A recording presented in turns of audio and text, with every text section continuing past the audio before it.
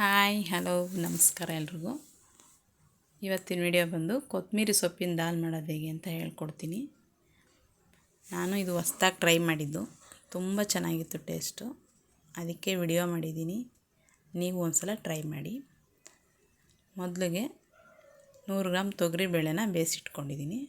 1 cut ಕೊತ್ತಂಬರಿ ಸೊಪ್ಪು ತೊಗೊಂಡು ತೊಳೆದ್ಬಿಟ್ಟು ಸಣ್ಣದಾಗಿ ಕಟ್ ಮಾಡಿ ಇಟ್ಕೊಂಡೆ, ಚೆನ್ನಾಗಿ ನೀರು ಸೋರಿಸ್ಬಿಟ್ಟು. ಆಮೇಲೆ ಒಂದು ಈರುಳ್ಳಿ ತೊಗೊಂಡು ಈ ಥರ ಸಣ್ಣದಾಗಿ ಕಟ್ ಮಾಡ್ಕೋಬೇಕು. ಒಂದು ಟೊಮೆಟೊ ಕಟ್ ಮಾಡಿ ಇಟ್ಕೊಂಡಿದ್ದೀನಿ ಸಣ್ಣದಾಗಿ. ಈಗ ಬಾಣಲಿಗೆ ಎಣ್ಣೆ ಹಾಕ್ತಾಯಿದ್ದೀನಿ, ಒಂದು 2-3 ಸ್ಪೂನಷ್ಟು ಎಣ್ಣೆ ಹಾಕ್ಬಿಟ್ಟು ಸಾಸಿವೆ, ಒಂದು ಅರ್ಧ ಟೀ ಸ್ಪೂನಷ್ಟು ಅರಿಶಿನ ಹಾಕಿ ಕೊತ್ತಂಬರಿ ಸೊಪ್ಪನ್ನ ಚೆನ್ನಾಗಿ ಎಣ್ಣೆಲಿ ಬಾಡಿಸ್ಕೋಬೇಕು. ಮತ್ತು ಯಾರೆಲ್ಲ ಹೊಸ್ದಾಗಿ ನನ್ನ ಚಾನಲ್ ನೋಡ್ತಾ ಇದ್ದೀರೋ ಎಲ್ಲರೂ ಸಬ್ಸ್ಕ್ರೈಬ್ ಮಾಡ್ಕೊಳ್ಳಿ, ಶೇರ್ ಮಾಡಿ ಮತ್ತು ಲೈಕ್ ಮಾಡಿ. ಹೇಗಿತ್ತು ಏನು ಅಂತ ಕಮೆಂಟ್ ಮಾಡಿ. ನಿಮ್ಮ ಬಂಧು ಮಿತ್ರಗಳಿಗೂ ಶೇರ್ ಮಾಡಿ. ಈಗ ಕೊತ್ತಂಬರಿ ಸೊಪ್ಪನ್ನ ಬಾಡಿಸ್ಕೊತಾ ಇದ್ದೀನಿ. ನೆಕ್ಸ್ಟ್ ಇನ್ನೊಂದು ಬಾಣಲಿಗೆ 1-2 ಸ್ಪೂನ್ ಎಣ್ಣೆ ಹಾಕ್ಬಿಟ್ಟು ಕಟ್ ಮಾಡಿದ್ದಿದ್ದು ಈರುಳ್ಳಿ ಹಾಕಿ ಹುರಿತಾ ಇದ್ದೀನಿ. ಇದು ಸ್ವಲ್ಪ ಬ್ರೌನ್ ಬಂದಾಗ ಟೊಮೆಟೊ ಹಾಕಬೇಕು.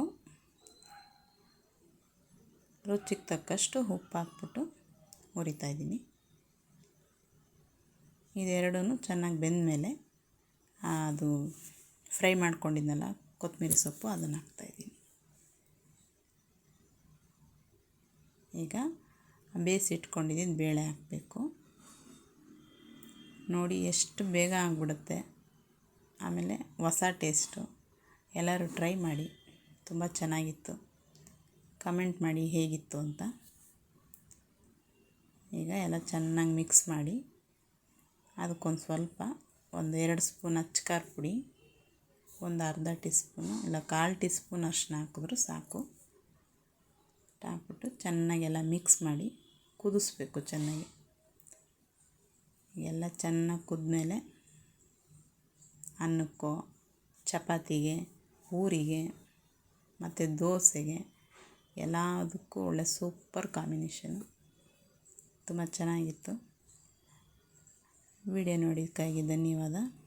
ನೆಕ್ಸ್ಟ್ ವಿಡಿಯೋದಲ್ಲಿ ಸಿಗ್ತೀನಿ. ಬಾಯ್.